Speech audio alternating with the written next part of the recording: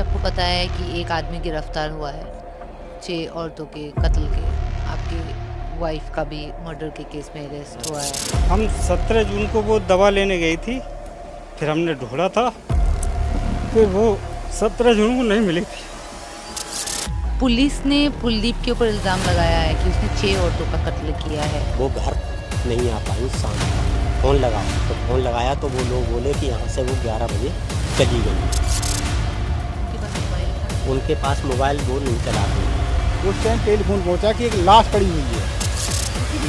उसी दिन शाम को जब लाश पड़ी हुई है तो हम लोग बाद में गए थे, तो बाद में देखी जाकर पहचान करेगी तो हमारी मौसी नहीं। मतलब ये तो विकसित है यहाँ, ये वो पागल है कुलदीप। सोचिए अगर किसी परिवार की एक महिला सुबह घर से खेत में काम पर निकले और शाम तक घर पर वापस ना लौटे, उसके परिवार वाले डर के मारे उसे इधर उधर ढूंढ रहे हों और फिर अचानक किसी का फोन आए, उनकी लाश गन्ने के खेत में मिली है। दोस्तों, मैं आपको यहाँ पे एक चौंकाने वाली बात बताऊं, ये कोई कहानी नहीं है, ये असल जिंदगी का वो सच है जो उत्तर प्रदेश के बरेली के एक गांव में 14 महीने तक छुपा रहा। एक ऐसे कत्ल का सिलसिला जो हर महीने एक और औरत की जिंदगी ले जाता था, एक जैसे तरीके से, एक जैसे वक्त पर और एक जैसे स्टाइल में 9 औरतें एक के बाद एक मार दी गई। और सबसे बड़ी बात, किसी को कुछ भी पता नहीं चला, लेकिन जब पुलिस ने स्केच बनवाया तो एक ऐसा चेहरा सामने आया जिसे देखकर पूरा बरेली कांप गया।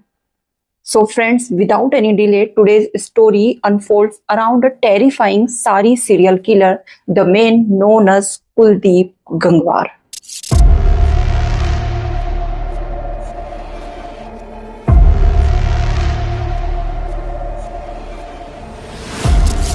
कलावती एक 45 साल की मां जिसे कमर दर्द के लिए दवा लेनी थी। दिन था 19 जून 2023। घर से निकली और 2 दिन तक वापस घर नहीं आई। जब उनके परिवार वाले पुलिस के चक्कर लगा रहे थे तो किसी ने कहा एक औरत की लाश मिली है एक गन्ने के खेत में। जब पुलिस वहां पहुंचती है तो पुलिस को गन्ने के खेत में कलावती के पैरों में पहनने वाली स्लीपर्स मिलती हैं और फिर कुछ दूर उसकी लाश। उसके गले में उसी की साड़ी का पल्लू लिपटा हुआ था और इतनी जोर से बांधा गया था मानो उसके जिंदा रहने की कोई गुंजाइश ही ना बची हो। और गले के लेफ्ट साइड में प्रॉपर गठान लगा दी गई थी ताकि विक्टिम उसे खोल भी ना पाए। ऐसा लग रहा था जैसे किसी ने जानबूझकर उसे उसके ही कपड़े से मार दिया। इस मर्डर को देखकर किसी ने नहीं सोचा था दोस्तों कि ये किसी भयानक क्राइम की सिर्फ शुरुआत है।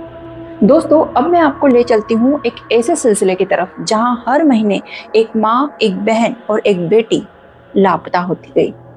दोस्तों, आप सोच कर देखिए, वैसे तो ऐसा किसी के साथ नहीं होना चाहिए, कहीं पर भी नहीं होना चाहिए, लेकिन फिर भी अगर आपके आसपास ऐसा हो रहा हो तो आप किस हालत में होते हैं, सोच कर भी रोंगटे खड़े हो जाते हैं लिटरली। और अब जैसा कि मैंने उस लाइन में कहा था कि ये क्राइम की सिर्फ शुरुआत थी, तो ऑब्वियस अब और मर्डर होने बाकी थे। अब बारी आई धनवती की, जो कि 45 साल की एक महिला है और कुलछा गांव से बिलोंग करती है। वो भी कुछ मेडिसिन लेने और कुछ रेगुलर सामान के लिए शाही कस्बा गई थी, लेकिन कभी वापस लौट कर नहीं आई। उसकी लाश भी गन्ने के खेत में मिली। गले में साड़ी का पल्लू कस के बांधा गया था और इस बार भी पल्लू में गांठ गले के लेफ्ट साइड में लगाई हुई थी।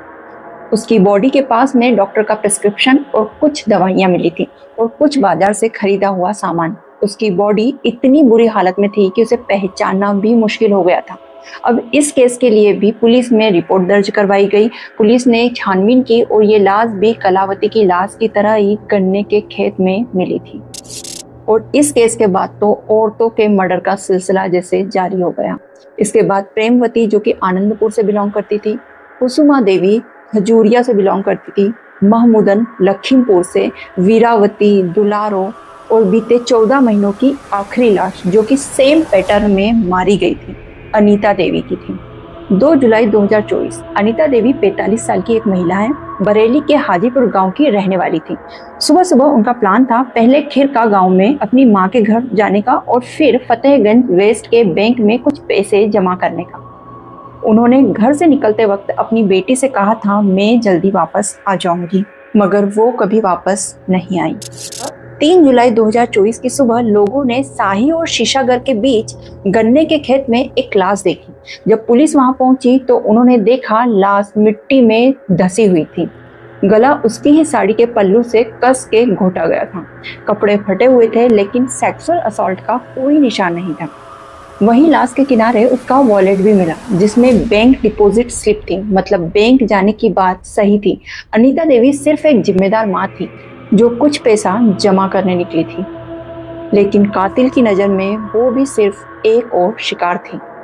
और औरतों के इस मर्डर में ये 9वें नंबर का मर्डर था और पुलिस अब समझ चुकी थी और हर एक पैटर्न कंफर्म हो गया। 9 महिलाएं, सभी की उम्र 45 से 60 के बीच। सभी को दोपहर के समय उनके काम के दौरान मार दिया गया। सभी का गला उन्हीं के दुपट्टे या साड़ी से घोटा गया।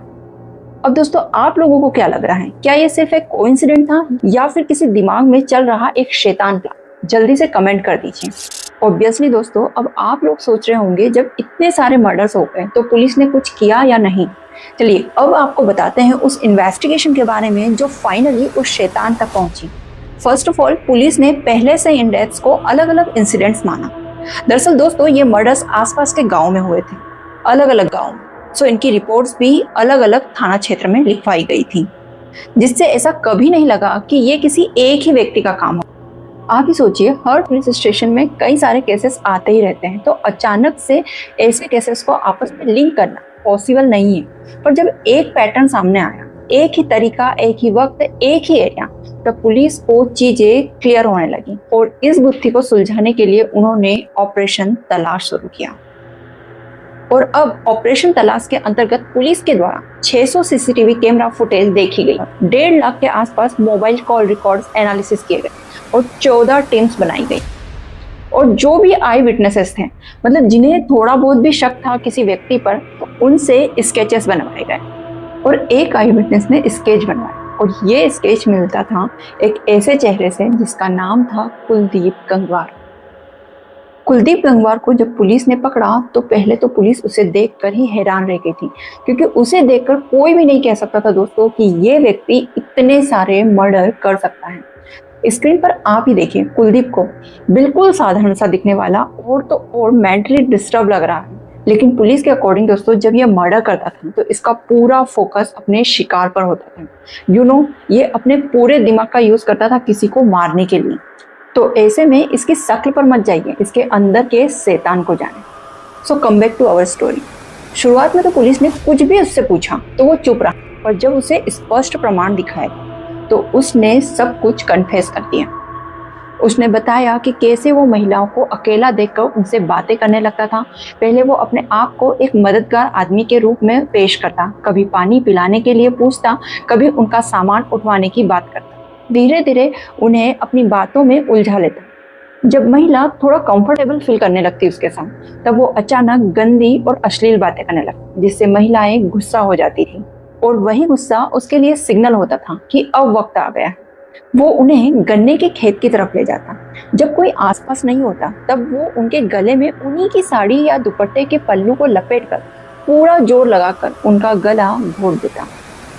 उसके लिए ये एक साइकोलॉजिकल खेल था, पहले भरोसा जीतना, फिर बेइज्जत करना और अंत में अपने अंदर के गुस्से और नफरत को कत्ल के जरिए बाहर निकालना। पुलिस इन्वेस्टिगेशन में ये पता चला कि जब उसने अपने गुनाहों को कबूला तो उसके शब्द ये थे, हाँ मैंने मारा, मुझे औरतें पसंद नहीं है, उनसे नफरत है मुझे, सब मेरे लिए शिकार थी।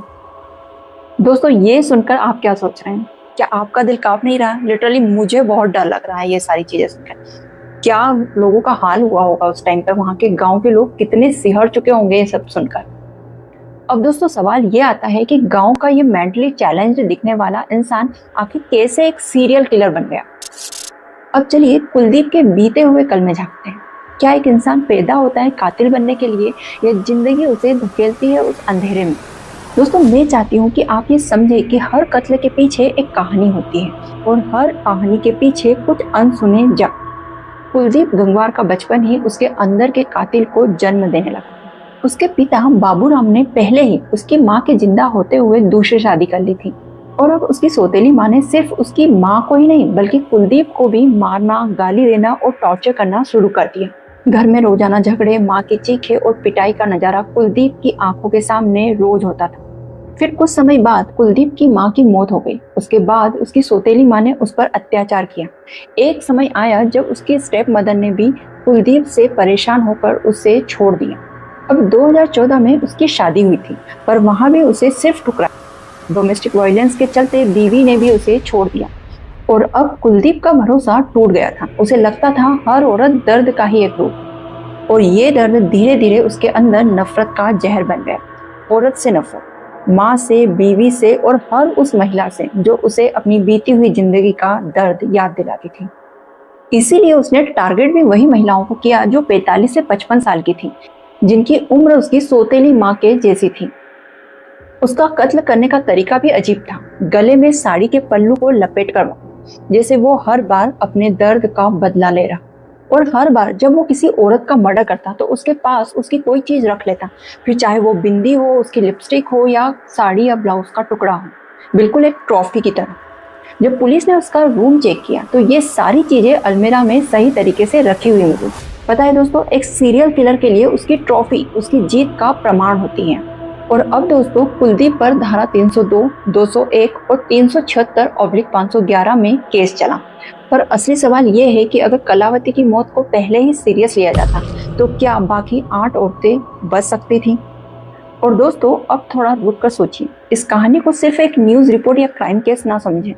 आपके आसपास भी कोई कुलदीप हो सकता है या कोई कलावती जो घर से निकले और वापस ही घर ना आए। इस कहानी को दिल से समझें, क्योंकि ये आपके और मेरे समाज की सच्चाई है। आज कुलदीप भले ही जेल में है, पर सवाल सिर्फ इतना नहीं है कि उसने 9 महिलाओं का कत्ल किया। सवाल ये भी है कि एक इंसान ऐसा क्यों बन जाता। एक टूटा हुआ बचपन जिसमें माँ को पिता से रोज पिटता देखना पड़ा, जिसमें खुद पे अत्याचार हुआ, जहाँ प्यार के नाम पर सिर्फ नफरत दी गई। कुलदीप ने बचपन से ही सिर्फ दर्द, मार और नफरत देखी, और जब उस दर्द का इलाज नहीं हुआ तो वो दर्द बन गया एक कातिल सोच। ये कहानी सिर्फ एक सीरियल किलर की नहीं है, बल्कि छोटी छोटी साइकोलॉजिकल चोटों की है जो किसी भी इंसान के मन में जहर बनकर बह सकती है।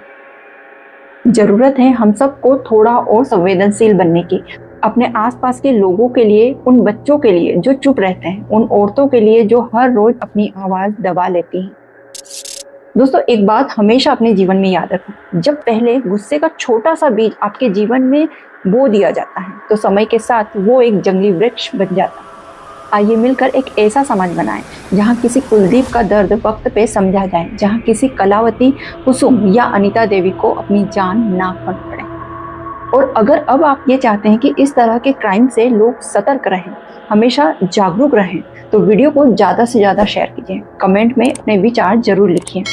और सबसे ज़रूरी बात, महिलाओं के लिए ये कहानी एक वेकअप कॉल है। आज भी हमारे गांव देहात में कई महिलाएं अनजान लोगों से आसानी से बातें कर लेती हैं, बिना ये समझे कि सामने वाला कौन है, क्या सोचता है। हमें महिलाओं को ये सिखाना होगा कि हर मुस्कुराहट के पीछे भला इंसान नहीं होता।